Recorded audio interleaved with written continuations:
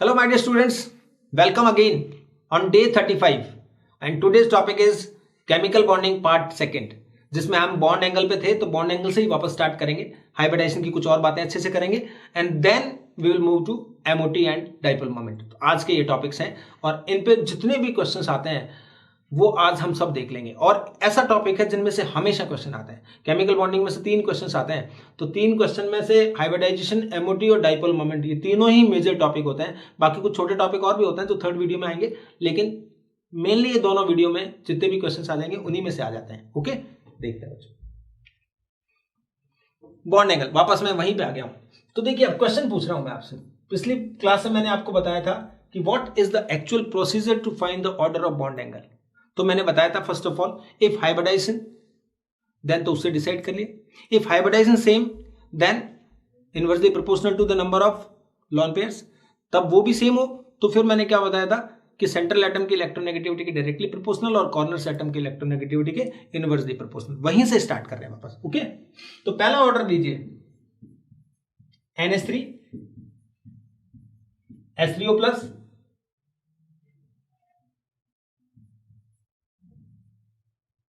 H2S and BF4 minus. बहुत ही अलग अलग तरह के एग्जांपल्स।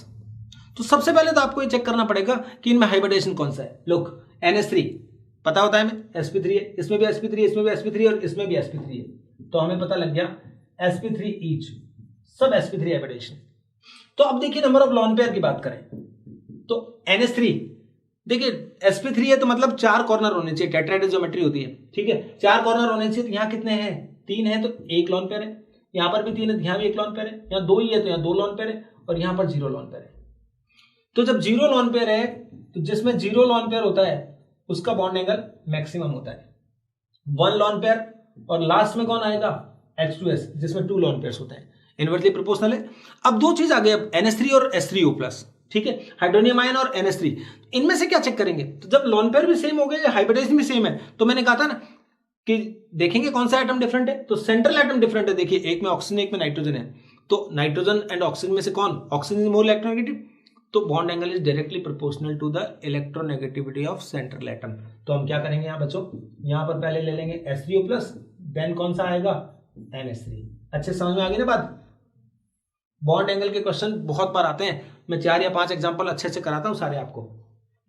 दूसरा देखिए, एक ये बहुत ही पॉपुलर एग्जांपल है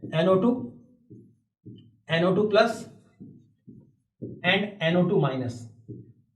तो देखो बच्चों, NO2 मैंने हाइब्रिडाइजेशन के सेक्शन में बताया था आपको sp2 है, NO2 माइनस भी क्या होता है? sp2 होता है, लेकिन NO2 प्लस जो एग्जांपल होगा वो किसका होगा?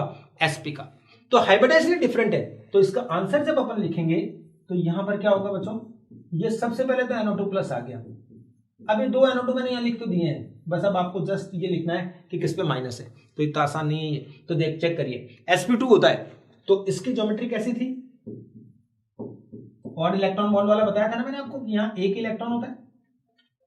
और NO2 माइनस में क्या होगा बच्चे? माइनस में तो यहाँ माइनस है तो एक ही इलेक्ट्रॉन कम आए, तो यहाँ 2 इलेक्ट्रॉन है, ये लॉन पेयर। तो ये बॉन्ड एंगल इस रिपल्सन की वजह से क्या हो जाएगा? कम, तो 120 से लेस होता है, ये अप्रॉक्स 117 होता है। ओके, लेकिन ये बॉन्ड एंगल देखिए बच्चों, लॉन पेयर नहीं है वो, अनपेयर्ड इलेक्ट्रॉन, तो ये वाला रिपल्सन बॉन्ड पेयर से भी कम होता है, तो ये बॉन्ड एंगल इंक्रीज हो जाएगा। और इसका तो मुझे याद है, तो आप भी याद कर सकते हो, 134 डिग्री होता है, ठीक है। तो आपका आंसर क्या हो गया? NO2 प्लस, फिर NO2, ये NO2 माइनस। तो इस तरीके से आप, ये बहुत ही इंपॉर्टेंट एग्जाम्पल है, अच्छे से याद करिए। थर्ड देखो बच्चों, BCl3 BBr3 और BI3। प्रीवियस क्लास में एग्जांपल बताया था मैंने आपको, ऐसा कैसा, PCl3 PBr3 एंड PI3 उसी सेक्शन का है। आप सोचिए, सोच कर रखिए आंसर। यहां देखो बेटा, सब में sp2 हाइब्रिडाइजेशन है, लेकिन एक खास बात है इसमें पिछले एग्जांपल की कंपैरिजन में, कि पिछले में तो लॉन पेयर थे लेकिन इसमें लॉन पेयर ही नहीं है। तो बच्चों इनका जो हाइब्रिडाइजेशन का जो बॉन्ड एंगल का ऑर्डर होगा वो ये होगा, और सब में कितना एंगल होगा? 120। लॉन पेयर होंगे तभी तो डिस्टॉर्टेड ज्योमेट्री होगी, और डिस्टॉर्टेड होगी तभी तो काम होगा। तो ये इस तरह का काम आ गया है, ठीक है। तो ये बच्चों आपको एक ध्यान रखना था कि इस तरह से होता है। ठीक, तो ये एक एग्जांपल ही हो गया। इस तरह से आप बॉन्ड एंगल के डिफरेंट एग्जांपल्स ले सकते हो, जिनसे हम काम करके देख लेंगे। जो मैंने प्रोसीजर बताया था उनसे सारे क्वेश्चन सॉल्व हो जाएंगे। Okay, hybrid state of each carbon, organic compound में कैसे हाइब्रिडेशन देखते हैं। ठीक है, तो चेक करिए, ये आया है सबसे पहले। तो इसमें बच्चों देखना होता है, इसको वापस बनाना होता है। देखिए एक बार तो 3 4 5 6 7 8 9 कार्बन है ना, तो मैं एक बार तो लिख देता हूं 5 6 7 8 एंड 9। सेकेंड नंबर पे यहाँ ट्रिपल बॉन्ड है, फिर एक छोड़कर फिर डबल बॉन्ड है, फिर एक डबल बॉन्ड और लगातार है, फिर सिंगल बॉन्ड है, फिर डबल बॉन्ड है, फिर सिंगल बॉन्ड, ये है। तो इसमें देखो बच्चों, ये क्या होता है, H, ये H लगा दीजिए ऐसे। बॉन्ड पूरा करना होता है, वैलेंसी पूरी करनी होती है कार्बन की। 4 वैलेंसी पूरी करी तो यहाँ 4 सिग्मा बॉन्ड बन रहे हैं। देखिए कार्बन वालों में क्या होता है, लोन पेयर नहीं होता कभी भी। ठीक है, लोन पेयर नहीं होगा तो क्या होगा, सिर्फ सिग्मा बॉन्ड काउंट करेंगे। तो 1 2 3 4, तो फर्स्ट वाला कार्बन जो उसका क्या हो गया, sp3। सेकंड वाला कार्बन देखिए 1 2 3, 3 ही एस बनाए सिंगल बॉन्ड, तो ये कौन सा हो गया, sp2। ये भी सेम है, again sp2, again sp2। 3 single bond है ना, सिग्मा बॉन्ड 3 ही, एक पाई है तो पाई नहीं काउंट करना होता है। सिग्मा प्लस लोन पर होता है तो ओनली सिग्मा काउंट करें। अब ये वाला कार्बन देखिए 2 इधर 2 इधर, तो मतलब एक सिग्मा इधर है और एक सिग्मा इधर है, तो इसका हाइब्रिडाइजेशन कौन सा हो गया, sp। ये अगेन कौन सा आ गया, sp2। ये ट्रिपल बॉन्ड है तो ये भी sp और ये भी क्या, sp। और फाइनली बच्चों जो कार्बन है उसका कौन सा होगा, sp3। तो सब बच्चों को आता है, इसमें कुछ मुश्किल काम नहीं है। तो ये पहला एग्जाम्पल था जिसमें बताया।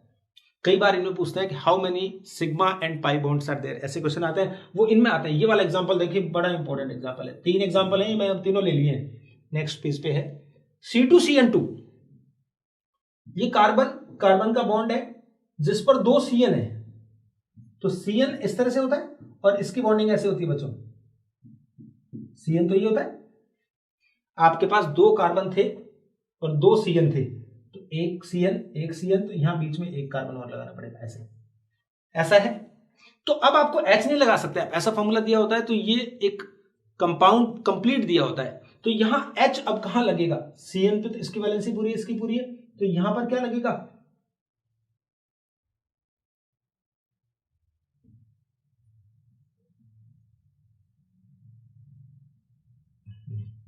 रुकिए बच्चे ज्यादा लिखते हैं। एक सिंगल बॉन्ड सिंगल था और इस पे CN था इस तरह से, और इस पे CN है बच्चों इस तरह से। तो इस कार्बन के बीच में भी क्या लगाना पड़ेगा आपको, ट्रिपल बॉन्ड लगाना पड़ेगा, क्योंकि वैलेंसी को सेटिस्फाई करने के लिए आपको क्या करना पड़ेगा, ऐसा। तो यहां देखिए कितने सिग्मा बॉन्ड हुए, 1 2 3 4 एंड 5 सिग्मा है, और 1 2 3 4 5 6 क्या है, पाई इलेक्ट्रॉन्स।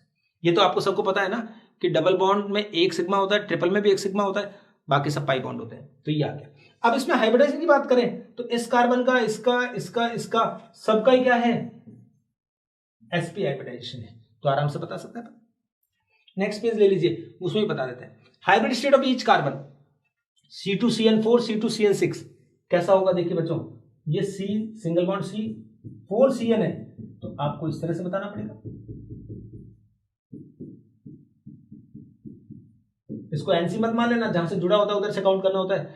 अब देखिए कौन से कार्बन की वैलेंसी इनकम्प्लीट है, बीच वालों की, तो यहां पर क्या लगाना पड़ेगा बच्चे, डबल बॉन्ड। तो अब आप देखिए इसका sp, इसका भी sp, इसका भी sp, इसका भी sp, तो 4 कार्बन का sp है, इन 2 कार्बन का कौन सा है, sp2, और इन सब कार्बन का क्या होगा, sp। हाइब्रिडाइजेशन ये बता दिया। अब इसमें पूछा जाता है सिग्मा और पाई बॉन्ड का रेशियो क्या है, तो कितने सिग्मा बॉन्ड है, देखिए 1 2 3 4 5 6 7 8 9 सिग्मा, और पाई बॉन्ड 2 + 2 + 2 + 2 8 एंड 1 9। ये एक ऐसा एग्जांपल है जिसमें सिग्मा और पाई का रेशियो जो है 1 है। कई बार पूछते हैं किसमें 1 रेशियो है, किसमें कितना रेशियो है, ऐसा। ये देखिए 3 आ गया, तो 3 का मतलब होता है आपको इस तरह से तीनों तरफ CN जोड़ने हैं, ये CN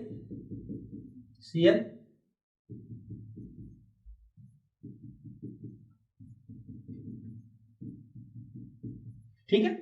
अब देखिए कार्बन की सबकी वैलेंसी पूरी, इसमें डबल या ट्रिपल लगाने की जरूरत नहीं है। तो इसमें भी बीच वाले कार्बन जो 2 हैं उनका तो कौन सा हाइब्रिडाइजेशन होगा, sp3, और बाकी सब कार्बन का क्या होगा, sp हाइब्रिडाइजेशन होगा। ठीक है, 2 का sp3 है, बाकी सबका अब काउंट करें पाई बॉन्ड 1 2 3 4 5 6 7 8, तो इस तरह से आप सिग्मा और पाई बॉन्ड काउंट करके आराम से क्या कर पाएंगे, लिख पाएंगे। तो ये हाइब्रिडाइजेशन की पूरी बातें थी जिसके अंदर हमने देखा। ठीक है बच्चों,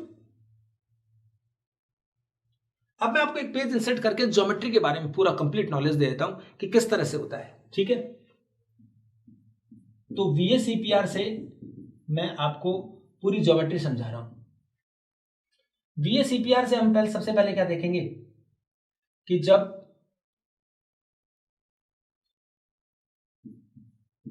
bond pair plus lone pair का सम जो होगा वो 3 होगा, तब क्या होगा, 3 होगा। मतलब ये किस तरह का होगा, 2 एग्जांपल आएंगे इसमें, AB3 आएगा या क्या आएगा बेटा, AB2L, L मतलब एक लॉन पेयर। 2 केस होंगे इस केस में। इस केस का एग्जांपल मैंने लिया BF3 और इस केस का मैं एग्जांपल ले लेता हूं SO2, एक लॉन पेयर। SO2 ले लो, SnCl2 ले लो, ऐसे। तो अब आपसे शेप ज्योमेट्री की बात होगी। तो ज्योमेट्री अपन जानते हैं कि इसमें कैसी ज्योमेट्री होती है, ट्राइगोनल, प्लेनर, ये सब ज्योमेट्री फिक्स है। तो BF3 की ज्योमेट्री तो ट्राइगोनल प्लेनर हो जाएगी, ठीक, जिसमें बॉन्ड एंगल कितना हो जाएगा 120। क्लियर होता है, ट्राइगोनल प्लेनर ज्योमेट्री है ऐसी। लेकिन जब यह आएगा SN, इसमें 2 ही Cl है, ट्राइगोनल बना के रखिए, लेकिन तीसरे में खाली आएगा, यहां लॉन पेयर आएगा। तो ज्योमेट्री में तो इसको शेप हो गया कि ट्राइगोनल प्लेनर है, लेकिन शेप एक्चुअली डिसाइड करनी पड़ेगी, लॉन पेयर को हटाना पड़ेगा। लॉन पेयर हटाने से ये शेप जो होती है, ये कौन सी शेप है, बी शेप, या इसको बोल सकते हैं एंगुलर, या इसी को बोल सकते हैं बेंट। तो पहला एक केस तो ये है कि इसमें लॉन पेयर ऐसा आता है। सेकंड देखो, अगर bond pair plus lone pair का सम कितना होगा 4। पहला मैंने वो केस लिया नहीं है जब bond pair plus lone pair का सम जो होगा, ये 0 केस लेता हूं, चलो नंबर लिखा नहीं तो 2 है। तो कैसी ज्योमेट्री होती है, लीनियर होती है, और बॉन्ड एंगल कितना होता है 180, जैसे अपन ने लिया BeF2 CO2 ETC, ऐसे ये सब। 4 जब आता है तो ये sp3 हाइब्रिडेशन वाली कंडीशन है। तो इसमें कैसी ज्योमेट्री होती है, कितने केस हैं, 3 केस बनते हैं। देखो AB4, AB3 1 lone pair, AB2 2 lone pair. तो देखो बच्चों, इसका एग्जांपल तो हो जाएगा मीथेन। इस ज्योमेट्री का नाम हर बच्चा जानता है, मैं इसलिए इस पे ज्यादा फोकस नहीं कर रहा हूं बेटा, क्योंकि मैं नहीं तो फिर टेबल बना के आपको बताता है। इसमें ज्योमेट्री सबको पता है इतना तो। टेट्राहेड्रल ज्योमेट्री है और बॉन्ड एंगल कितना है 109 डिग्री 28 मिनट, और यू कैन से 109.5। यहां पर एक एग्जांपल लेते हैं NH3। तो NH3 में एक लॉन पेयर है आपके पास, तो लॉन पेयर ऐसे आएगा। तो इस ज्योमेट्री को कौन सा बोलते हैं, दिख रहा है वही होता है नाम। कैसी शेप है, पिरामिडल शेप है, ठीक है। वो लॉन पेयर की वजह से यहाँ लॉन पेयर रिपल्सन लगता है बॉन्ड पेयर के साथ, ये लगता है, तो ये बॉन्ड एंगल भी कम होकर कितना हो जाता है, थोड़ा रिड्यूस हो जाएगा, 107 हो जाएगा। मतलब एक्चुअल वो बॉन्ड एंगल नहीं रहेगा जो होना चाहिए था। AB2L2 वाटर ले लीजिए, ऐसा हो गया। तो 2 जगह पे लॉन पेयर आएगा बच्चों, तो इसकी शेप तो कैसी मानी जाएगी, V शेप, और बॉन्ड एंगल भी कितना होगा 104.5 डिग्री, क्योंकि इसमें लॉन पेयर रिपल्सन लग रहा है, then lone pair bond pair लग रहा है दोनों तरफ से, तो ये बॉन्ड एंगल रिड्यूस होकर और कम हो जाएगा। तो इस तरह से हम क्या कहते हैं, ये 3 केस होते हैं, कौन से में, sp3 या जब टोटल 4 होता है तब। VSEPR से बता दो चाहे हाइब्रिडाइजेशन से बता, दोनों बात सेम है। जब bond pair plus lone pair का टोटल 5 होगा, ये कौन सी वाली कंडीशन है, जब sp3 होता है, sp3d हाइब्रिडाइजेशन होता है। तो इसके क्या क्या केस बनेंगे बेटा, फर्स्ट AB5, सेकेंड AB4L,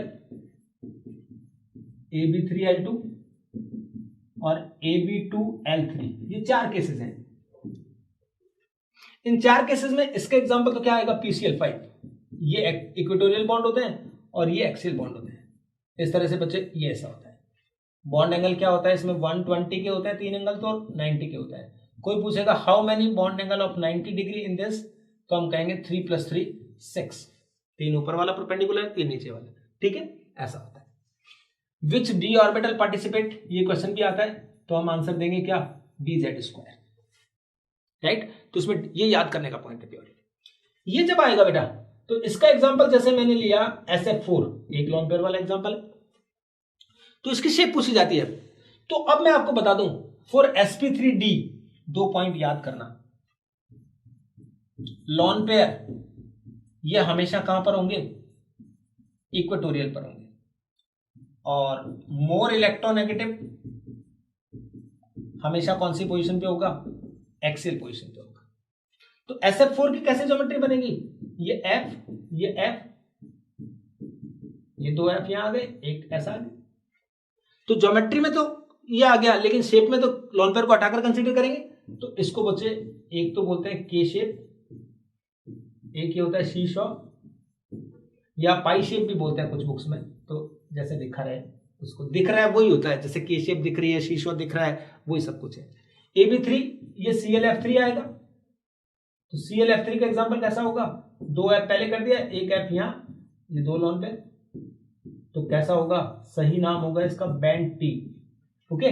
और फाइनली क्या आएगा, XCF2 आएगा, I3 माइनस आएगा, ICL2 माइनस आएगा। तो बच्चों इसको कैसा बनाएंगे, 2 F पहले आ गए, ये ऊपर क्यों भर रहे हैं पहले, क्योंकि लॉन पेयर कभी भी एक्सियल पोजीशन पर नहीं लेने हैं, क्योंकि lawn pair bond pair repulsion बढ़ जाने की वजह से अनस्टेबल हो जाएगा। तो ये शेप कैसी मानी जाती है, लीनियर। ये 4 कंडीशन है और इसको जरूर ध्यान रखना। ये सिर्फ sp3d के लिए है। Lone pair are always at equatorial position and more electronegative must be at top and down, मतलब एक्सियल पोजीशन पे, ओके। तो ये चारों केसेस अभी आ जाते हैं। इसमें एक अच्छा वाला क्वेश्चन देता हूं आपको मैं। किसी ने बोला PCl2 F3, इसका डायग्राम बना के बताइए। बहुत सारे बच्चे गलत बनाएंगे क्योंकि वो सोचेंगे इसमें कोई लॉन पेयर तो है नहीं, तो ये 5 केस ये बनेंगे। तो अब इसमें से कहां लगाएंगे, बच्चा क्या सोचता है, तीनों F यहां लगाते हैं, 2 F यहां लगाकर सिमेट्रिकल बनाते हैं। नो, पहला रूल क्या है, मोर electronegative must be eight axial position.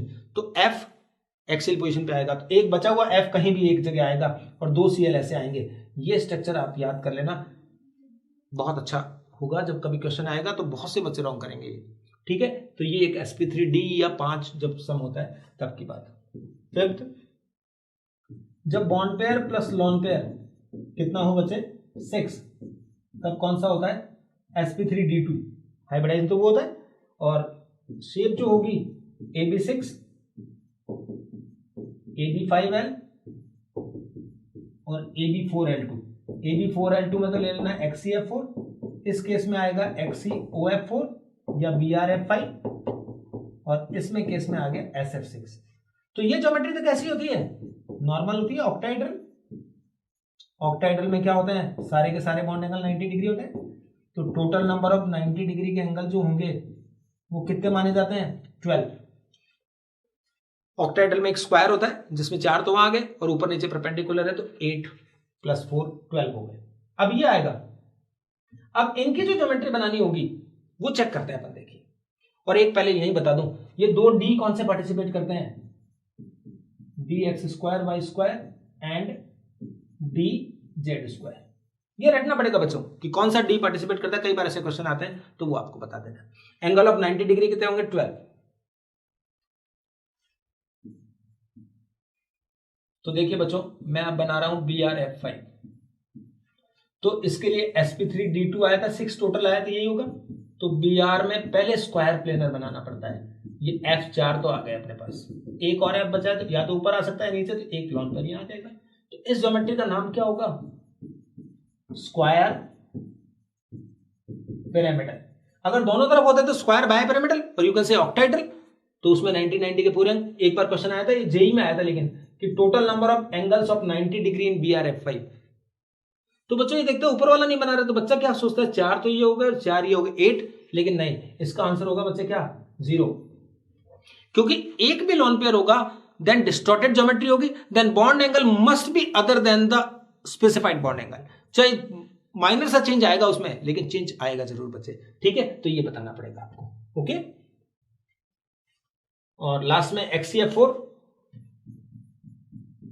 या फिर क्या हो सकता है, ICL4 माइनस, इसमें स्क्वायर प्लेनर बन जाएगी बस सिर्फ। ये XC है, बस स्क्वायर प्लेन हो गया तो दोनों तरफ क्या कर देना, लॉन पेयर कर देना, बाकी क्या भी है ये square planar geometry. Last and final case sixth, sp3d3 या BAC पेयर से कहेंगे तो bond pair plus lone pair जब कितना होगा 7, तो इसमें दो ही केस है बेटा, एक तो IF7 और एक XCF6। इसमें कितने बॉन्ड एंगल होते हैं, 5 तो 70 डिग्री के 72 के होते हैं, 2 90 के होते हैं। 90 के एंगल कितने हैं इसमें कोई बोलेगा तो हम कहेंगे 7 + 7 कितने हो गए, नहीं सॉरी 5 + 5 10, क्योंकि इसकी ज्योमेट्री कैसी होती है, PBP पेंटागोनल बाइपिरामिडल। ये I है जिसमें 2 F तो ऐसे ऊपर नीचे और बाकी ऐसे 5 इस तरह से लगा दिया करो, एक पेंटागोनल बनता है जिसके कॉर्नर्स पे F है सब जगह। तो 5 तो 72 डिग्री के एंगल हो गए और 90 के कितने हो गए 10। XCF6 ये याद करने का है, इसकी ज्योमेट्री आपको बतानी होगी डिस्टॉर्टेड ऑक्टाहेड्रल।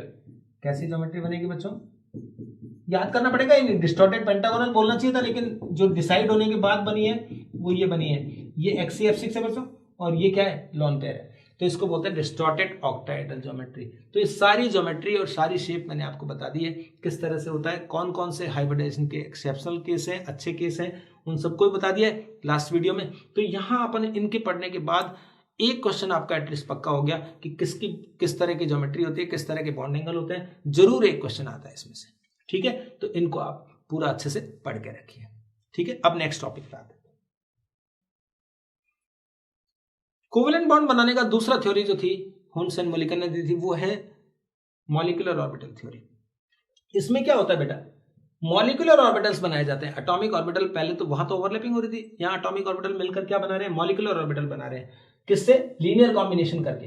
तो linear combination is of 2 types, इधर बाय एडिशन ओवरलैपिंग और बाय सब्ट्रैक्शन ओवरलैपिंग। तो एडिशन ओवरलैपिंग से क्या बनेगा, बॉन्डिंग यानी साई एमओ, और सब्ट्रैक्शन वाले से बनेंगे साई स्टार यानी एंटी बॉन्डिंग, ठीक है। तो यहां देखिए साई एमओ क्या होता है, साई ए प्लस साई बी, ये एटॉमिक ऑर्बिटल को वेव फंक्शन रिप्रेजेंट कर रहा है, ठीक है ना। अगर इसको स्क्वायर कर देते हैं तो ये क्या हो जाती है, एटॉमिक स्ट्रक्चर में हमने पढ़ा है psi square is what, psi square is electron density और you can say probability of finding of electrons in molecular orbital. ये क्या हो जाएगी, एटॉमिक ऑर्बिटल्स में थी दोनों में, प्लस ये एक्स्ट्रा हो गया, देखिए इसका मतलब इलेक्ट्रॉन डेंसिटी क्या हो जाती है, इंक्रीज कर जाती है जब कब मॉलिक्यूलर ऑर्बिटल बनते हैं, बॉन्डिंग मॉलिक्यूलर ऑर्बिटल बनते हैं, राइट। नेक्स्ट में देखिए सब्ट्रैक्शन ओवरलैपिंग जब होगा तो एंटी बॉन्डिंग मॉलिक्यूलर ऑर्बिटल बनेंगे। एंटी बॉन्डिंग को क्या साइन दिया अपने, साई स्टार एमओ, राइट। यहां देखिए ये psi A minus psi B, psi square, इसको मैंने स्क्वायर किया है तो ये ऐसे आ गया, दोनों का स्क्वायर, क्योंकि बेटा इसका स्क्वायर करेंगे a माइनस बी का, तो मैथ से जानते हैं, तो ये देखिए कम हो गया। तो इलेक्ट्रॉन डेंसिटी क्या होती है, एंटी बॉन्डिंग में हमेशा क्या हो जाती है, कम हो जाती है, ठीक। तो एंटी बॉन्डिंग में कम हो जाएगी और बॉन्डिंग में क्या हो जाएगी, इलेक्ट्रॉन डेंसिटी इंक्रीज करेगी। ये अपने को अच्छे से ध्यान रखना पड़ेगा। अब मैं आपको बताता हूं कौन कौन से बॉन्ड बन सकते हैं। देखो S1s + 1s, तो उससे कौन सा बॉन्ड बनेगा, सिग्मा 1s। 1s - 1s, तो बच्चों कौन सा बनेगा, सिग्मा स्टार। बॉन्डिंग से सिग्मा बॉन्ड बनते हैं और एंटी बॉन्डिंग से स्टार बनते हैं। पाई होगा तो पाई, देन पाई स्टार, ओके। यही केस किसके लिए लगा सकते हैं, 2s के लिए लगा सकते हैं। अब देखो बच्चे 2pz + 2pz, अब ये कौन सा बॉन्ड बनेगा, 2px - 2px, ये कौन सा बॉन्ड बनेगा, 2py + 2py। तो अभी ये डिसाइड नहीं हो पाएगा जब तक कि गिवन नहीं होगा। इस थ्योरी के अकॉर्डिंग एक एज्यूम किया गया था कि z कोएक्सियल है, जिसको भी कोएक्सियल मानेंगे, मान लो हम भी क्या मान लेते हैं, z को कोएक्सियल मान लिया है, तो कोएक्सियल ओवरलैपिंग से हमेशा कौन से बनते हैं, सिग्मा बॉन्ड बनते हैं, तो सिग्मा 2pz हो गया। अगर ये माइनस होता तो सिग्मा स्टार 2pz। अब देखिए x और y अब क्या होंगे, ये कोलैटरल से बनेंगे, पाई बॉन्ड जो हमेशा कोलैटरल से बनते हैं। तो 2px - 2px और 2py + 2py, देखना बच्चे माइनस है तो देखो बनेंगे तो दोनों ही केस में पाई 2px और इसमें पाई 2py, लेकिन जहां माइनस है वहां पर क्या लग जाएगा, स्टार, क्योंकि सब्ट्रैक्शन ओवरलैपिंग से हमेशा क्या बनते हैं, एंटी बॉन्डिंग बनते हैं। तो इस तरह से आपको इनको बनाना है, ठीक है ना। जैसे किसी ने पूछा 2px + 2px, तो क्या हो जाएगा, पाई 2px, माइनस है तो पाई स्टार हो गया। तो x और y पाई बनाएंगे, z, लेकिन कई बार क्या होता है एग्जामिनर थोड़ा इंटेलिजेंटली काम करता है, उसने अगर ये लिख दिया कि मान लो x कोएक्सियल है तो फिर x वाले सिग्मा बनेंगे और y और z वाले क्या बनेंगे, पाई। ओवरलैपिंग का है, कोएक्सियल ओवरलैपिंग होती है सिग्मा बॉन्ड बनते हैं, कोलैटरल ओवरलैपिंग होती है तो क्या बनते हैं, पाई बॉन्ड बनते हैं। सभी जानते हैं, इसलिए उन सब चीजों को मैं आपको ओवरलैपिंग दिखा नहीं रहा हूं करके, ठीक है ना। ये इलेक्ट्रॉनिक कॉन्फ़िगरेशन है। इलेक्ट्रॉनिक कॉन्फ़िगरेशन में देखो बच्चे, सब रूल जैसे ऑग्बो प्रिंसिपल, पॉली, n+l और हंट्स, जो एटॉमिक स्ट्रक्चर में इलेक्ट्रॉनिक कॉन्फ़िगरेशन में एटॉमिक ऑर्बिटल्स के लिए थे या एटम्स के लिए थे, वो सब मॉलिक्यूलर ऑर्बिटल्स के लिए भी क्या होंगे, सेम अप्लाई होता है। आपको दो केसेस याद करने हैं, ए और बी, बस यही है गेम बच्चे। यहां देखिए z 14 से लेस है, तो देखो बच्चे पहले इलेक्ट्रॉन किस में भरेगा, sigma 1s sigma star 1s, 1s में। इसके लिए क्या होता है, रटना नहीं पड़ेगा आपको, मैं एक तरीका सिखाता हूं। देखो 1s 2s और p को मैं 3 पार्ट में बोल देता हूं, 2py 2pz, ये ऐसे नीचे लिख लो 1s 2s 2px 2py 2pz।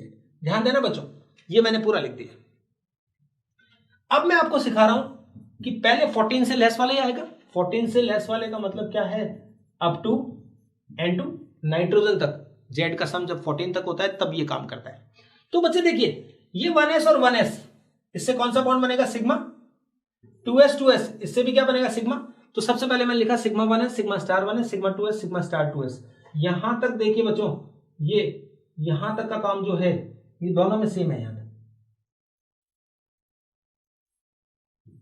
एक कैटेगरी थी, पहले तो ये भर गए। अब देखिए जब पाई स्टार्ट होते हैं या सिग्मा स्टार्ट होता है 2 से, तब थोड़ा देखने का होगा। तो जब पहले बात कर रहे हैं 14, तो इसी को फॉलो करेंगे। ये कौन सा बॉन्ड बनाएगा, पाई, ये भी कौन सा बॉन्ड बनाएंगे, पाई, और ये कौन सा बॉन्ड बनाएगा, सिग्मा। तो पहले कौन सा आएगा बच्चे, पाई पाई, और फिर कौन सा आएगा, सिग्मा। तो यहां देखिए पाई 2px equals to pi 2py, मतलब इन दोनों की एनर्जी सेम होगी। फिर क्या आया, सिग्मा 2pz। उसके बाद उनके anti bonding, pi star 2px pi star 2py and then sigma 2pz। तो यहां देखो बच्चों, ये सिर्फ इसमें और इसमें चेंज होगा, बाकी देखिए ये वाला सेक्शन जो है वो भी सेम रहेगा। तो देखो मैंने ये बना दिया और लास्ट में ये वाला सेक्शन ये रहा। तो सिर्फ चेंज कहां है कि 14 तक तो पहले pi star 2px pi star 2py में आएगा, 2 ऑर्बिटल नीचे होंगे और एक ऊपर होगा, तो ये ठीक है। और 14 के बाद वालों में जैसे इसमें कौन कौन हो सकते हैं, O2 है, F2 है, Ne2 है, या इनके आयंस, तो ये सब आएगा। तो यहां पर पहले सिग्मा 2pz आएगा देन पाई आएगा। इतना सा फर्क करना है कि ये पहले आ जाएगा कब, जब 14 से क्या होगा, ज्यादा होगा, इतना सा ध्यान रखना है। तो ये कॉन्फ़िगरेशन अगर आपको आता होगा तो सब काम हम कर पाएंगे, ठीक है। अभी समझा देता हूं, 7 या 8 तरह के क्वेश्चंस बनते हैं, सब आपको आज ही आ जाएंगे। और एमओटी में कोई क्वेश्चन गलत नहीं होगा और कोई ऐसा एग्जाम नहीं होता जब एमओटी का क्वेश्चन नहीं आता हो, ठीक है। अच्छे से देख लीजिए बॉन्ड ऑर्डर, इसके अंदर कुछ चीजें देखिए। बॉन्ड ऑर्डर निकालना होगा, नंबर ऑफ बॉन्ड होता है basically bond order, half NB minus Na। NB मतलब बॉन्डिंग इलेक्ट्रॉन्स, Na मतलब एंटी बॉन्डिंग इलेक्ट्रॉन्स। काउंट करने हैं बॉन्डिंग में कितने भरे, एंटी बॉन्डिंग में कितने भरे, कॉन्फ़िगरेशन आता होगा तो कोई प्रॉब्लम है नहीं। नेक्स्ट, बॉन्ड स्ट्रेंथ या बॉन्ड एनर्जी, ये बॉन्ड ऑर्डर के डायरेक्टली प्रोपोर्शनल होगी। बॉन्ड ऑर्डर कैलकुलेट करने के बाद कई चीजें सीख सकते हैं अपन, तो ये तो डायरेक्टली प्रोपोर्शनल है।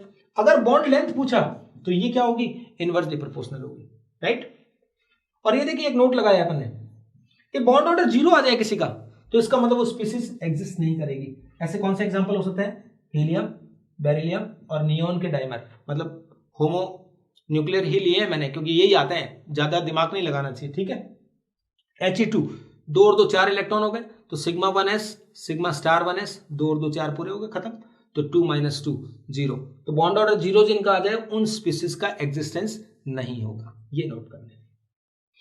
एनसीईआरटी में लिखा होता है एक कि Be2 does not exist, explain on the basis of MOT. तो आप क्या करते थे, Be2 का क्या लिखते थे, कॉन्फ़िगरेशन लिखते थे, फिर उसका बॉन्ड ऑर्डर निकालते थे, जो 0 आता था, देन यू कैन से जब बॉन्ड ऑर्डर मतलब बॉन्ड का number 0, it means species does not exist. अब मैंने कुछ डेटा बनाया आपके लिए जो शॉर्टकट हो सकता है, नहीं तो क्या होता है बहुत काम करना पड़ता है। नाइट्रोजन का बॉन्ड ऑर्डर 3 है, सभी जानते हैं ना, नहीं लिखा होता तो भी देखो एंड ऐसा होता है, और ऑक्सीजन का बॉन्ड ऑर्डर 2 है तो ये भी पता होता है अपने को 2, और हाइड्रोजन का बताया था मैं, ये कितना होता है 1 होता है, तो यहां मैं H2 का भी लिख देता हूं, ये कितना होता है bond order 1।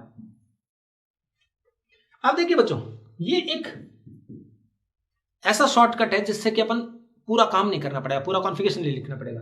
If one electron is remove from psi MO का मतलब है बॉन्डिंग मॉलिक्यूलर ऑर्बिटल से एक इलेक्ट्रॉन निकालना, या फिर एंटी बॉन्डिंग में क्या करना, और added to psi star, anti bonding में जोड़ना या बॉन्डिंग से निकालना, एक ही बात है। Then bond order is decrease by 0.5, half decrease हो जाता है। एंड वाइस वर्सा का मतलब क्या है कि जब ऐसा होगा उल्टा इसका कि बॉन्डिंग में ऐड करेंगे और एंटी बॉन्डिंग से निकालेंगे तो हाफ क्या हो जाएगा, इंक्रीज कर जाएगा, क्योंकि बॉन्ड एंगल का तो आप अभी देखा था ना, बॉन्ड ऑर्डर का क्या फॉर्मूला था, हाफ NB माइनस Na। तो बच्चों देखो बॉन्डिंग में से एक इलेक्ट्रॉन निकाल रहे हैं तो ये कम हो जाएगा तो हाफ कम हो जाएगा, या इसमें जोड़ेंगे तो माइनस हो रहा है, तो आपको समझ में आ गई होगी बात। तो इसके एग्जांपल देखो, N2 का 2.5 लिखा है, N2 प्लस का, नाइट्रोजन का 3 होता है N2 प्लस, तो नाइट्रोजन में कितने इलेक्ट्रॉन्स हैं 14 इलेक्ट्रॉन में मैं आपको वापस दिखाता हूं, देखो ये देखो बेटो 14 इलेक्ट्रॉन है, 2 4 6 8 10 12 14, यहां तक भरेंगे तो ये सारे बॉन्डिंग है, लास्ट जो भरे हैं वो 14 वाले जो 6 इलेक्ट्रॉन भरे हैं बॉन्डिंग में भरे हैं, तो अब इलेक्ट्रॉन निकलेगा वो कहां से निकलेगा, बॉन्डिंग से, तो बॉन्डिंग से जब इलेक्ट्रॉन निकलता है तो बॉन्ड ऑर्डर क्या हो जाता है, हाफ कम हो जाता है, ठीक है। अगर एंटी बॉन्डिंग से निकलता तो वो इंक्रीज हो जाता, और अपोजिट, समझ में आ गया पूरा। ये देखो बच्चों N2 प्लस 13 इलेक्ट्रॉन है, 13 इलेक्ट्रॉन में आपका एक इलेक्ट्रॉन बॉन्डिंग से निकला है, दैट्स व्हाई ऐसा हुआ। O2 प्लस, अब O2 में कॉन्फ़िगरेशन जो होता है अभी मैं बताता हूं, O2 का डायग्राम, 16 इलेक्ट्रॉन्स होते हैं, 16 इलेक्ट्रॉन्स हैं, तो 16 इलेक्ट्रॉन जब होंगे तो मैं आपको एक बार पीछे चल के फिर दिखाऊंगा, 16 होंगे तो ये कैटेगरी होगी 2 4 6 8 12 14 यहां तक, सॉरी 14 हो गए, 10 12 14, और जो 15 और 16 एक एक इलेक्ट्रॉन इनमें आता है, O में क्या होता है, O2 में एक एक इलेक्ट्रॉन इनमें आता है, तो last electrons are filled in anti bonding orbitals, तो O2 में जब इलेक्ट्रॉन निकलेंगे तो वो एंटी बॉन्डिंग से निकलेंगे, और ऐड होंगे तो भी एंटी बॉन्डिंग में होंगे, ध्यान रखना। तो एंटी बॉन्डिंग से इलेक्ट्रॉन निकलता है तो बॉन्ड ऑर्डर हाफ बढ़ जाता है, क्योंकि एंटी बॉन्डिंग में इलेक्ट्रॉन आना मतलब कम स्टेबिलिटी का इंडिकेशन होता है, तो इसमें बॉन्ड ऑर्डर 2 से बढ़ गया 0.5, तो 2.5 हो गया। O2 माइनस एंटी बॉन्डिंग से निकला है तो इसमें क्या हो गया 1.5 हो गया। तो ये सारी बातें आपको कुछ शॉर्टकट के थ्रू आनी चाहिए जिससे कि हम क्वेश्चंस को बहुत जल्दी कर पाए। देखिए और बातें बताइए, मैग्नेटिक नेचर, पैरामैग्नेटिक और डायमैग्नेटिक दो होते हैं, तो जो बॉन्डिंग और एंटी बॉन्डिंग मॉलिक्यूलर ऑर्बिटल है उनमें कहीं भी अगर अनपेड इलेक्ट्रॉन प्रेजेंट होगा तो वो कैसा होगा, पैरामैग्नेटिक, और अनपेड इलेक्ट्रॉन नहीं प्रेजेंट होंगे तो कैसा माना जाएगा, डायमैग्नेटिक। हर कोई बता पाएगा, कोई मुश्किल नहीं है। और एक और अच्छा पॉइंट, आइसो इलेक्ट्रॉनिक स्पीसीज है, लाइक ये देखिए सब, इन सब में 14 इलेक्ट्रॉन्स हैं, तो नाइट्रोजन का 14 वाले का 3 होता है ना, ऑक्सीजन 16 है तो 2 होता है, तो बॉन्ड ऑर्डर हमेशा सेम होगा अगर आइसो इलेक्ट्रॉनिक स्पीसीज है। तो बस इसके बेस पे अपन, कोई पूछे CO का बताओ, C2 का इसका बताओ, तो हम बॉन्ड ऑर्डर इजीली बता देंगे। क्लियर बच्चों, तो ये तो ले लिया मैंने। अब मैं आपको एक डायग्राम दिखा रहा हूं जो एनर्जी लेवल डायग्राम है, जिसे एमओ डायग्राम भी बोलते हैं, ठीक है। ये मॉलिक्यूलर ऑर्बिटल बनाने का तरीका होता है। ये सिग्मा 1s, ये क्या है चीजें, 1s है, ये एटॉमिक ऑर्बिटल है, और इनसे जो ये बन रहे हैं ये क्या होंगे बच्चों, यहां लिख दो MO, ये है मॉलिक्यूलर ऑर्बिटल्स। तो 1s कंबाइन हुए तो क्या बना, एक तो सिग्मा 1s, ये सिग्मा 1s, और ये क्या है सिग्मा स्टार 1s, राइट। तो जैसे ऐसे दिखा सकते हैं, इसमें ऐसे, इसमें 2 इलेक्ट्रॉन है मान लो, 1s में यहां भी 2 इलेक्ट्रॉन है, तो बेटा इसमें क्या कर देंगे, 2 इलेक्ट्रॉन यहां बढ़ जाएंगे और 2 इलेक्ट्रॉन यहां बढ़ जाएंगे। 1s और सिग्मा इनकी एनर्जी बहुत कम होती है औरों से, तो ये इसके बाद जो आएंगे थोड़े बिगर होंगे, ऊपर होंगे। ऐसे ही देखो बच्चों, ये 2s में 2 इलेक्ट्रॉन है, यहां भी 2s में 2 इलेक्ट्रॉन है, तो बच्चों यहां भी 2 इलेक्ट्रॉन्स बढ़ देंगे और स्टार में भी 2 इलेक्ट्रॉन्स बढ़ देंगे, तो यहां तक तो 8 इलेक्ट्रॉन तो सब में वही होता है, चाहे Z14 तक हो या उसके बाद में हो, कोई प्रॉब्लम नहीं है। नेक्स्ट देखो, ये आया बच्चों 2p में 3 ऑर्बिटल्स हैं ऐसे, वहां पर भी 3 ऑर्बिटल्स है, p में 3 होते हैं ना। अब देखो बच्चों यहां पर, अब मैं मान लो ये डायग्राम किसका बना रहा हूं, ऑक्सीजन का बना के बता रहा हूं, तो ऑक्सीजन में कितने इलेक्ट्रॉन्स हैं बच्चों, 16। एक ऑक्सीजन का कॉन्फ़िगरेशन क्या होता है, 1s2 2s2 2p4, दूसरा ऑक्सीजन है वो भी 1s2 2s2 और 2p4, ऐसे 1s 1s से मैंने बना दिया, 2s 2s से बना दिया, तो ये 8 इलेक्ट्रॉन्स तो मैंने फिल कर दिए। अब 8 इलेक्ट्रॉन्स बच गए, मतलब p में 4, तो 4 इलेक्ट्रॉन्स तो यहां पर है, देखो मैं ऐसे पूरा बना के दिखाता हूं आपको लाइक दिस, और यहां पर भी मान लो ऐसे लिया मैंने, ऐसे चलो। Now I have to fill, या we have to fill 4 electrons each, 4 + 4 8 electrons, okay. तो यहां देखिए, याद करिए 14 के बाद वाला है ना एग्जांपल 16, तो नीचे 1 आएगा, सिग्मा 2pz नीचे आएगा, याद है ना, 2p क्या आएगा ये बच्चों, z। यहां पर भी क्या ले लिया मैंने, ये 2 × पाई है, तो सॉरी ये वाला कौन सा एग्जांपल आएगा, ये पाई 2px और पाई 2p, तो इसको अपन बोल देंगे पाई 2px और पाई 2py, ये सिग्मा 2pz हो गया। तो ऐसे 2 इलेक्ट्रॉन इसमें फिल कर दिए, तो बच्चों इनमें भी ऐसे 2 इलेक्ट्रॉन आ गए, हंट्स रूल से बढ़ते हैं 1 1 1 1, तो 14 इलेक्ट्रॉन्स फिल कर चुके हैं। Now we have only 2 electrons. यहां देखिए बच्चों, ये पाई स्टार है 2px और it is pi star 2py, यहां 2 इलेक्ट्रॉन कैसे भरेंगे, ये 1 और 1, और ये सिग्मा स्टार 2pz है, ठीक है बच्चों, तो बस ये खाली रहेगा। तो ये लास्ट में देखिए 1 1, ये हंट्स रूल से भरे हैं। वीबीटी के अकॉर्डिंग ऑक्सीजन जो होता है कैसा होता है, डायमैग्नेटिक होता है, जबकि एमओटी ने एक्सप्लेन किया कि ऑक्सीजन जो होता है वो कैसा होता है, पैरामैग्नेटिक होता है, ठीक। और इसका बॉन्ड ऑर्डर अपन जब निकालेंगे तो एंटी बॉन्डिंग को जब सब्ट्रैक्ट करेंगे, बॉन्डिंग से 2 से डिवाइड करेंगे, तो ये आंसर आएगा 2। ये देखिए काउंट कर लीजिए, 2 4 6 10, तो ये हो गए, या तो इसको एक्सक्लूड करके करिए तो भी वही होगा, 8 हो जाएगी, पर माइनस फिर वही करने पड़ेंगे, या ऐसा करेंगे तो बॉन्ड ऑर्डर कितना आएगा 2। ये O2 का डायग्राम है। अगर यही डायग्राम N2 तक 14 तक बनाते, ये रिवर्स हो जाता, बस ये 2 नीचे आता है, ये 2 ऊपर जाते। तो बॉन्डिंग इलेक्ट्रॉन्स में से निकलना, एंटी बॉन्डिंग इलेक्ट्रॉन्स में से निकलना, बॉन्ड ऑर्डर पे क्या चेंज लाएगा वो मैंने आपको क्लियर बता दिया है, ठीक है। ये इस तरह के एग्जांपल्स होते हैं। अब क्वेश्चंस लेंगे सिर्फ, क्योंकि सारा नॉलेज हम ले चुके हैं। मैं जानना चाहता हूं आप कितने क्वेश्चन समझे हैं, तो आप पॉज कर करके देखिए, अपना आंसर पहले लिखिए कॉपी में, फिर वीडियो देखिए, ठीक है। Give the order of bond length and bond strength. तो बॉन्ड स्ट्रेंथ तो directly proportional to bond order, and bond length inversely proportional, बार बार नहीं बताने, ठीक है। ये फेवरेट एग्जांपल है नीट का। तो हमारा काम क्या होता है, निकालना ये। तो बॉन्ड ऑर्डर कितना होगा 2, O2 प्लस 16 भरे थे, अभी मैं दिखा दूं आपको, वापस देख सकते हो आप, लास्ट इलेक्ट्रॉन एंटी बॉन्डिंग में भरे हुए हैं, तो ऐड होंगे या निकलेंगे, एंटी बॉन्डिंग से निकलेंगे बच्चों, ठीक है। तो ये एंटी बॉन्डिंग से 1 इलेक्ट्रॉन निकला है, so bond order must be 2.5, अभी प्रीवियस पेज में बताया था। O2 + 2 एक और निकल गया, तो कितना हो गया bond order 3। Then O2 minus, तो 2 से अब के एंटी बॉन्डिंग से इलेक्ट्रॉन निकला है, तो बॉन्ड ऑर्डर क्या हो जाएगा, एंटी बॉन्डिंग से जब इलेक्ट्रॉन ऐड हुआ है तो स्टेबिलिटी कम होगी, तो बॉन्ड ऑर्डर कम हो जाएगा, और यहां इसका आंसर आएगा 1।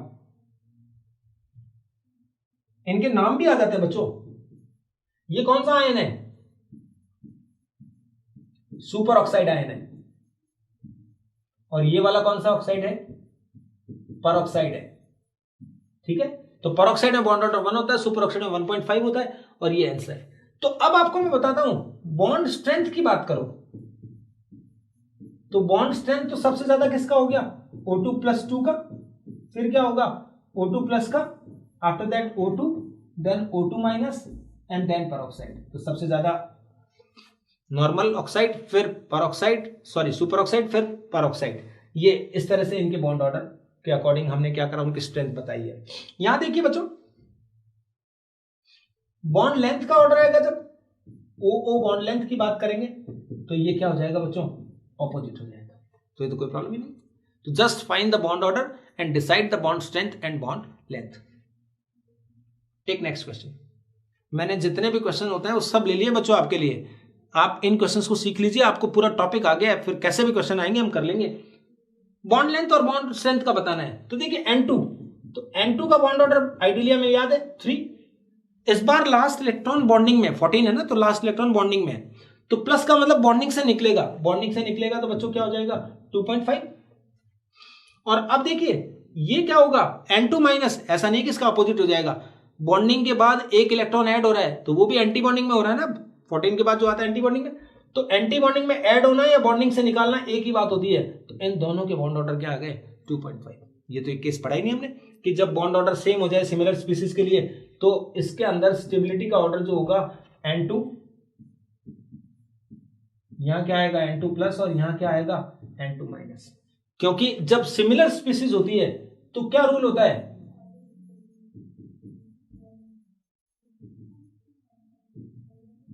मोर anti bonding electrons less stability.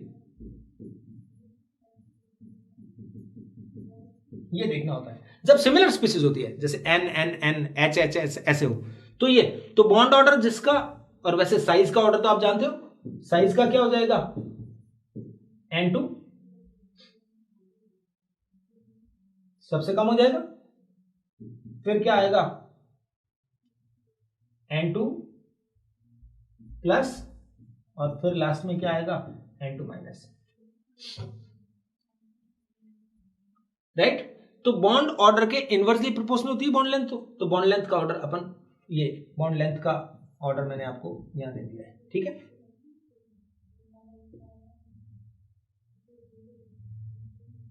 Next question देखो, ये बहुत ही पॉपुलर क्वेश्चन है।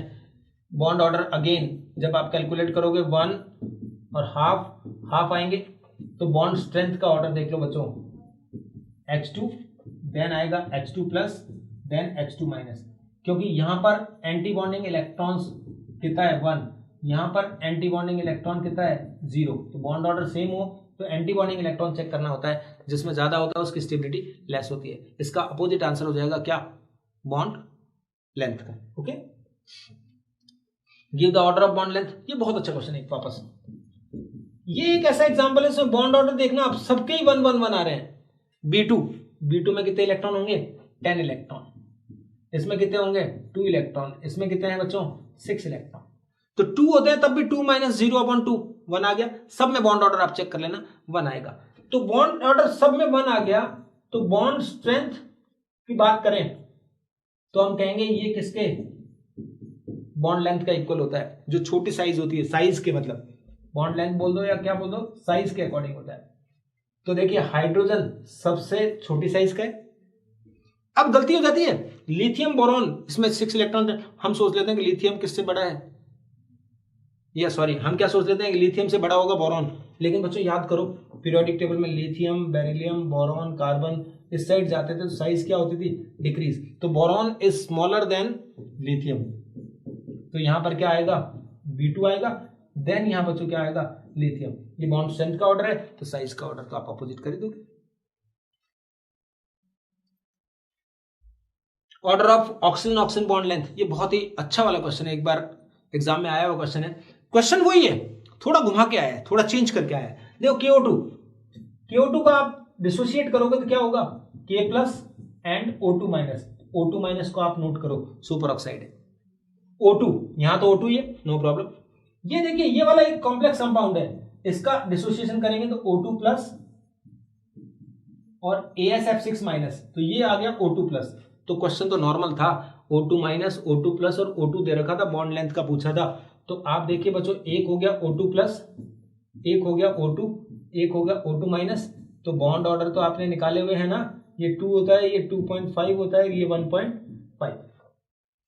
तो बॉन्ड लेंथ का पूछा है ना, तो OO बॉन्ड लेंथ जो क्या होगी बॉन्ड ऑर्डर के इनवर्सली प्रोपोर्शनल होगी।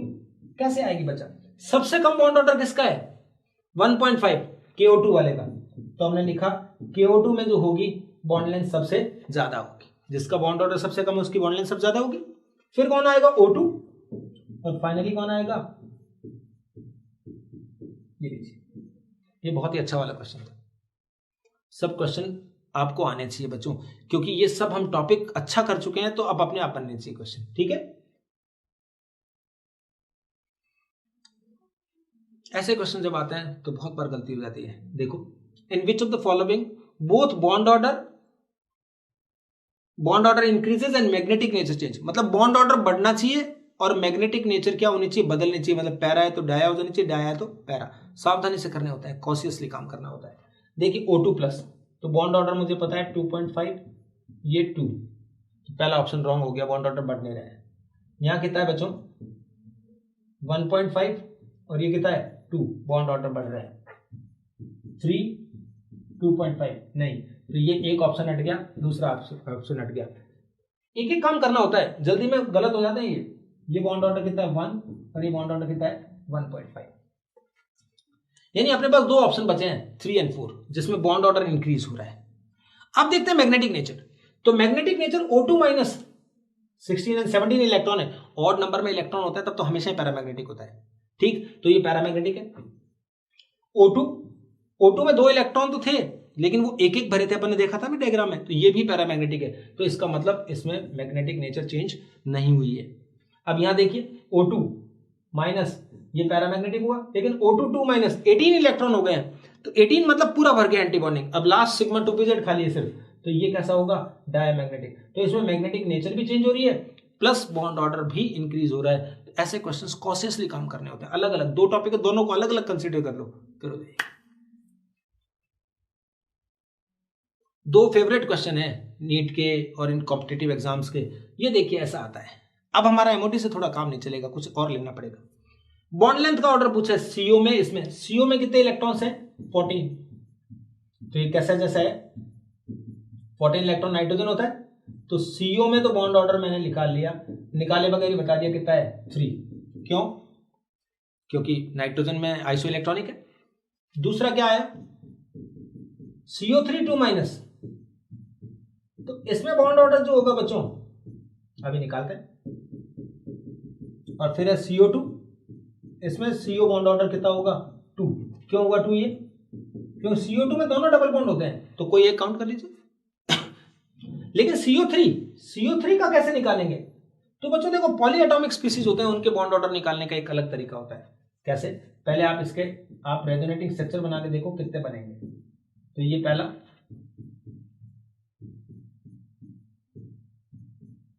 ये सेकंड,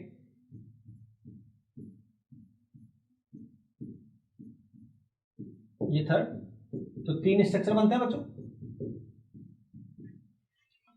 बारी बारी से तीनों जगह डबल बॉन्ड शिफ्ट हो गया, तो रेजोनेंस अपन ने ऑर्गेनिक में इतना डिटेल पढ़ा हुआ है कि अब बताने की जरूरत नहीं है आपको, तो ये तीनों आ गए।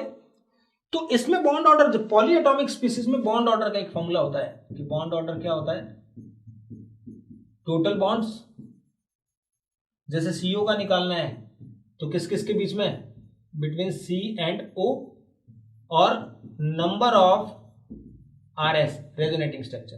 तो यहां बच्चों देखिए टोटल बॉन्ड कितने बने 1 1 2 2 4, टोटल हो गया 4, और 3 रेजोनेटिंग स्ट्रक्चर, तो बॉन्ड ऑर्डर कितना आ गया 1.33, बस दैट्स ऑल।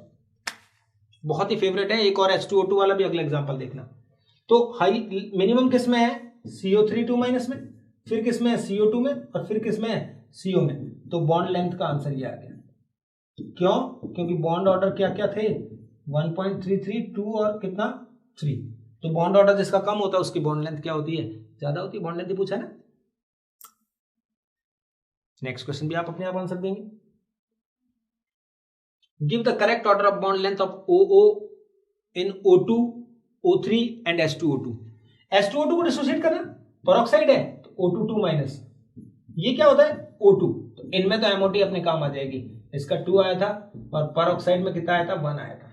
लेकिन O3 तो इसका बॉन्ड ऑर्डर जो होगा बच्चों वो होगा 1.5, ये कैसे, रेजोनेंस से आएगा, ये देखिए इस तरह का स्ट्रक्चर है,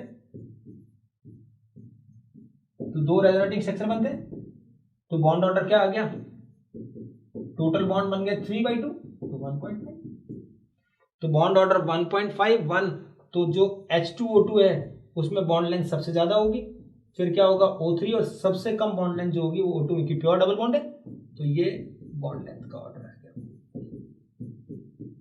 बॉन्ड ऑर्डर से डायरेक्ट समझाना होता है, कहीं कोई प्रॉब्लम नहीं होती है, ठीक है ना।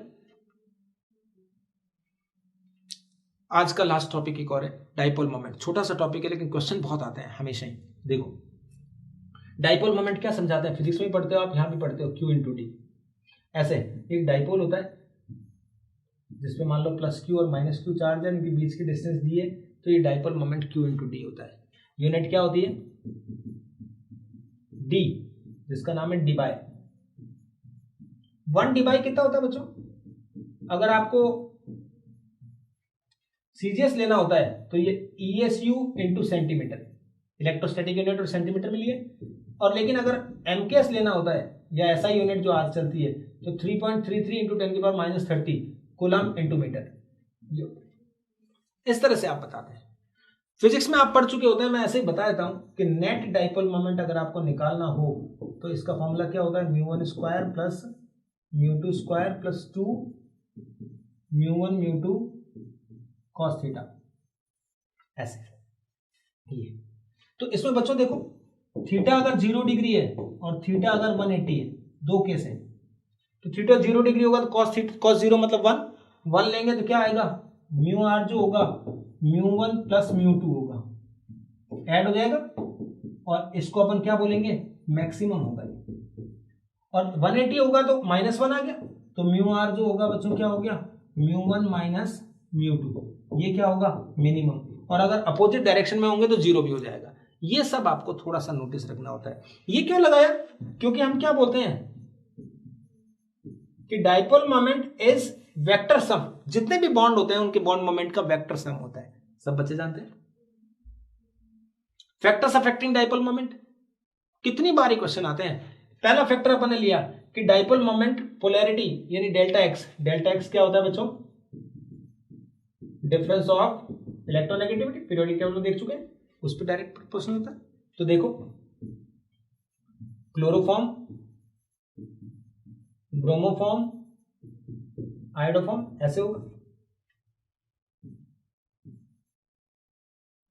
CH3Cl, CH2Cl2, CHCl3 और CCl4, इसका ऑर्डर ये होता है, याद कर लेना, ये बहुत इंपॉर्टेंट एग्जांपल है। ठीक। और थर्ड एग्जांपल, एक और बहुत अच्छा एग्जांपल बता रहा हूं आपको।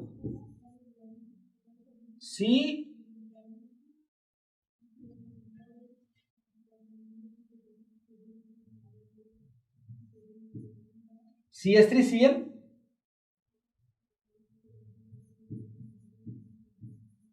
फिर आता है CH3F, फिर आता है CH3Br और लास्ट में आता है CH3I। ये ऑर्डर है। ये यहां क्यों आया है? क्योंकि इसमें कहते हैं बॉन्ड लेंथ स्मॉल हो जाती है, लेकिन फैक्ट इंपॉर्टेंट होते हैं, फैक्ट आपको याद होने चाहिए। तो डाइपोल मोमेंट हमेशा इलेक्ट्रोनेगेटिविटी के डिफरेंस के डायरेक्टली प्रोपोर्शनल होता है, लेकिन एक केस ही आप अलग से याद करना। ये दोनों एग्जांपल में से कई बार क्वेश्चन आता है, राइट। सिमेट्रिकल ज्योमेट्री होगी तो डाइपोल मोमेंट 0 हो जाएगा, और जिनका डाइपोल मोमेंट 0 होता है उन कंपाउंड को कैसा माना जाता है? Non polar. चाहे उनमें पोलर बॉन्ड हो लेकिन फिर भी उनको क्या माना जाएगा? Non polar. जैसे ऐसा एग्जांपल देता हूं मैं, BeF2 CO2। CO2 में क्या होता है? दो पोलर बॉन्ड है, लेकिन इनके डाइपोल मोमेंट का डायरेक्शन हमेशा क्या होता है? ये हमेशा मोर इलेक्ट्रोनेगेटिव साइड होता है। तो दोनों डाइपोल मोमेंट का जो बॉन्ड मोमेंट है, दोनों के दोनों एक दूसरे के इंपैक्ट को क्या कर देते हैं? कैंसिल आउट कर देते हैं, जिससे डाइपोल मोमेंट कितना हो गया? 0। ठीक। ऐसे देखो BF3 ट्राइगोनल वाला हो गया, टेट्रागोनल, टेट्राहेड्रल में क्या होगा? CCl4 आ जाएगा। तो जिनकी भी ज्योमेट्री सिमेट्रिकल है बच्चों, उन सबके डाइपोल मोमेंट क्या होंगे? 0 माने जाते हैं। ठीक है, तो इन सबके डाइपोल मोमेंट 0 होंगे। और इन कंपाउंड्स को हम कैसा कैटेगरी में डालेंगे? Non polar. कोई बोलेगा किस कौन नॉन पोलर है, तो अपन देखेंगे नेट डाइपोल मोमेंट क्या होना चाहिए? 0, राइट। देखो एक फैक्टर ये है, डाइपोल मोमेंट डीहेड्रल एंगल के इनवर्सली प्रोपोर्शनल होता है। तो ऑर्थो मेटा पैरा सबको पता होता है, ये 2 Cl है। एक मिनट, पहले तो बात करें ऑर्थो मेटा पैरा। तो ऑर्थो मेटा पैरा क्यों हुआ? क्योंकि ऑर्थो में कितने डिग्री का एंगल होता है? थीटा कितने डिग्री है? 60 डिग्री। मेटा में क्या होता है बच्चों? थीटा कितना है? 120। और पैरा में थीटा कितना होता है बच्चों? 180 डिग्री। तो ये इसलिए ortho Meta para, bond angle जितना कम होगा उतना डाइपोल मोमेंट ज्यादा होगा। ये तो बता दिया हमने, ये आंसर ले लिया। अब यहां पर देखिए, ये पूछा जाता है किसका 0 है, किसको, क्या इन सबका 0 होगा? पैरा का जो हमने जनरली क्या लेते हैं? डाइपोल मोमेंट क्या लेते हैं? 0। तो यस, Cl अगर पैरा पर है तो उसका डाइपोल मोमेंट 0 होगा। CN है तो डाइपोल मोमेंट क्या होगा, 0। क्यों हो गया बच्चों 0 इसका, ये देखिए सिमेट्रिकल है जैसा बिल्कुल ऐसे, तो ये डाइपोल मोमेंट का डायरेक्शन बिल्कुल अपोजिट है, तो वेक्टर सम में ऐसा हो जाएगा।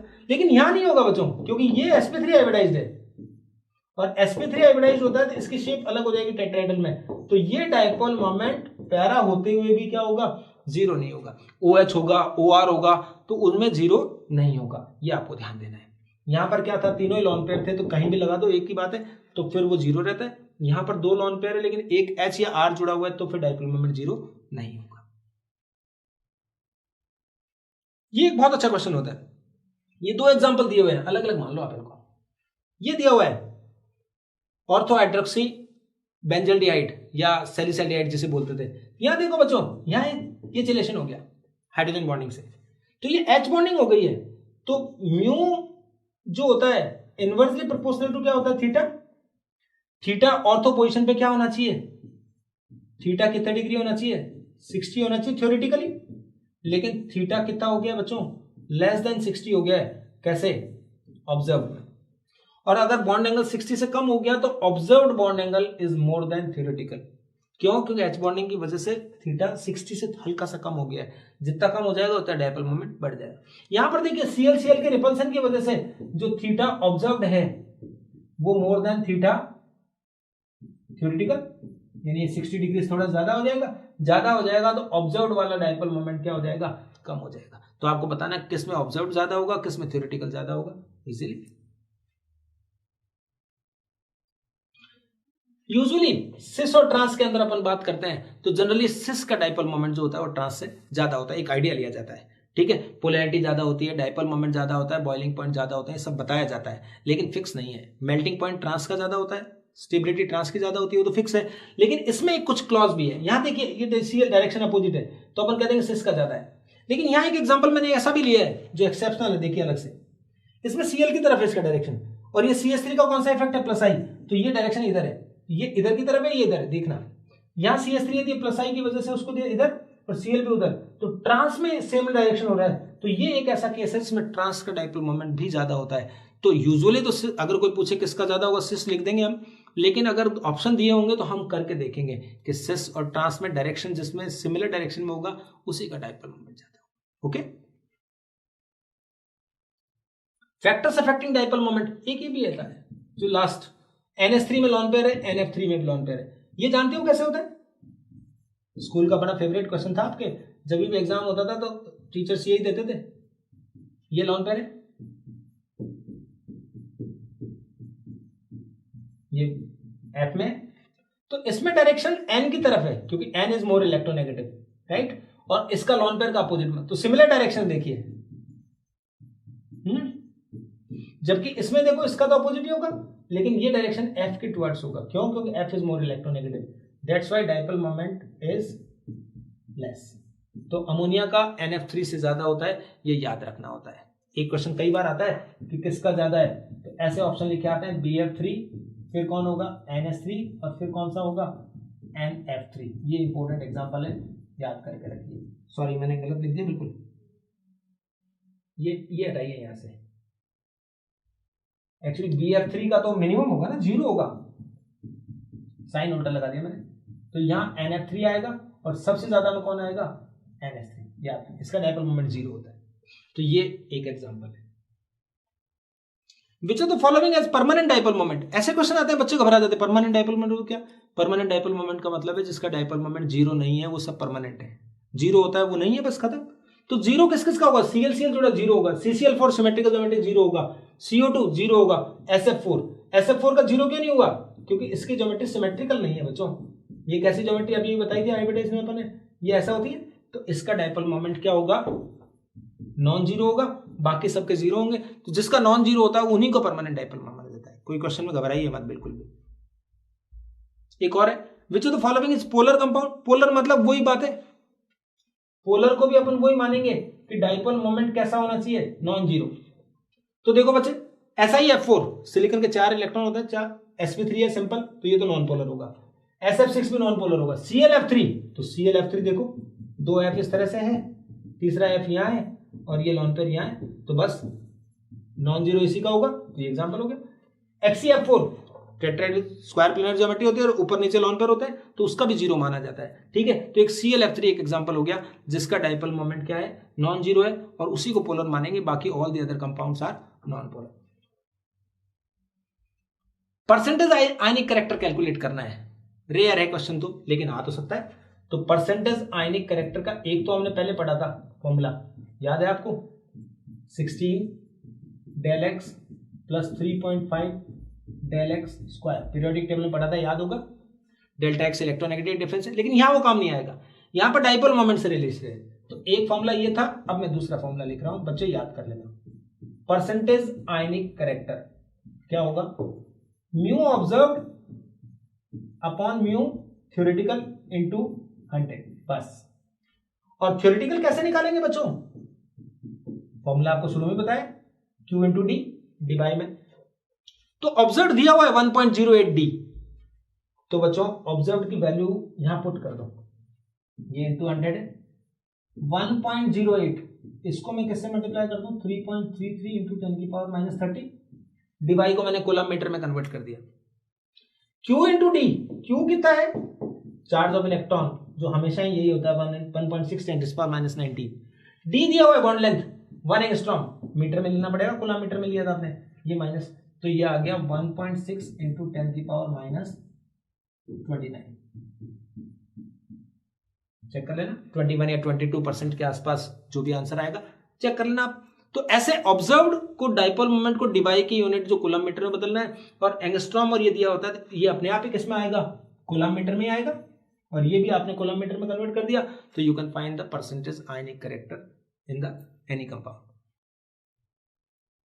एक बहुत अच्छा वाला मैथ्स फिजिक्स का क्वेश्चन है बेसिकली, ये देखिए, ये मेटा पे दिया हुए हैं से डाइपोल मोमेंट दिया 1.5,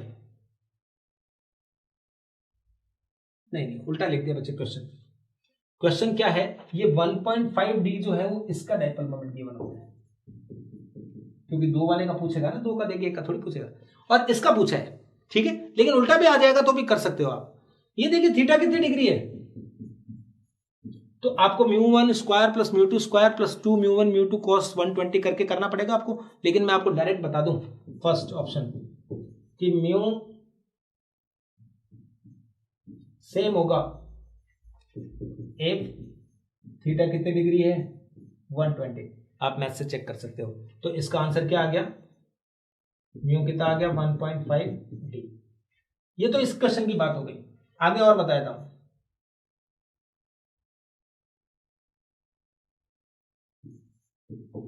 सेकंड केस क्या लें, थीटा अगर 60 डिग्री होगा तो जो नया म्यू होगा वो पुराने म्यू का क्या होगा, √3 होगा, पुराने म्यू इंटू √3, ठीक है।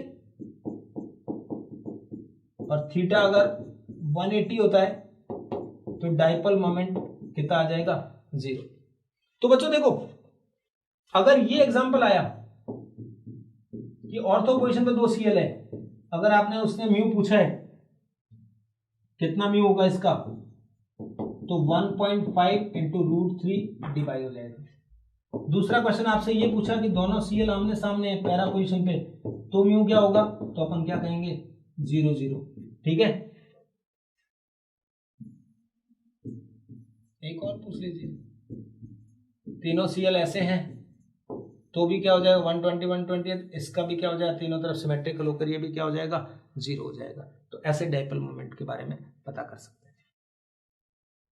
ये कुछ फॉलोअप क्वेश्चंस हैं, बस लास्ट पहला एमओटी के अकॉर्डिंग C2 में बॉन्ड बताना है, तो ये एक विशेष क्वेश्चन है जो मैंने आपके लिए दिया है, और इसका आंसर आपको वहां मिलेगा, आप पता करना। C2 2 बॉन्ड होंगे, बॉन्ड ऑर्डर 2 आएगा, दोनों बॉन्ड कैसे होंगे ये आपको ऑर्डर देना है, बॉन्ड एंगल के हैं, ये दे रखा है। आइसोस्ट्रक्चरल में क्या देखना होता है, हाइब्रिडाइजेशन भी सेम होना चाहिए, प्लस लॉन पेयर वगैरह भी सब सेम होने चाहिए। इसके अंदर क्या होगा, BSc थ्योरी से कैसी शेप आएगी वो बताना है, और इसमें से वो एग्जांपल बताना है जिसमें क्या हो रहा है, हाइब्रिडाइजेशन भी चेंज हो रहा हो लेकिन शेप भी चेंज हो रही है, दोनों चीजें चेंज हो रही हो, तो ये आपको आंसर खुद देना है। तो इसको बहुत अच्छे से पढ़ लीजिए बच्चों। तो मैंने हाइब्रिडाइजेशन, एमओटी और इनके रिलेटेड सब क्वेश्चंस करा दिए हैं। अब छोटे छोटे टॉपिक बचेंगे, बॉन्ड लेंथ के, बॉन्ड एंगल के, या बॉन्ड एनर्जी के, कुछ ऑर्डर्स में कराऊंगा, प्लस हाइड्रोजन बॉन्डिंग, वान डर वाल बॉन्ड, उनको कराऊंगा नेक्स्ट वीडियो में। तो इतना आप पढ़ लीजिए, बहुत अच्छा लगेगा आपको, और इसके अलावा कुछ ज़्यादा देखने की आपको रिक्वायरमेंट नहीं है। Okay, thank you very much.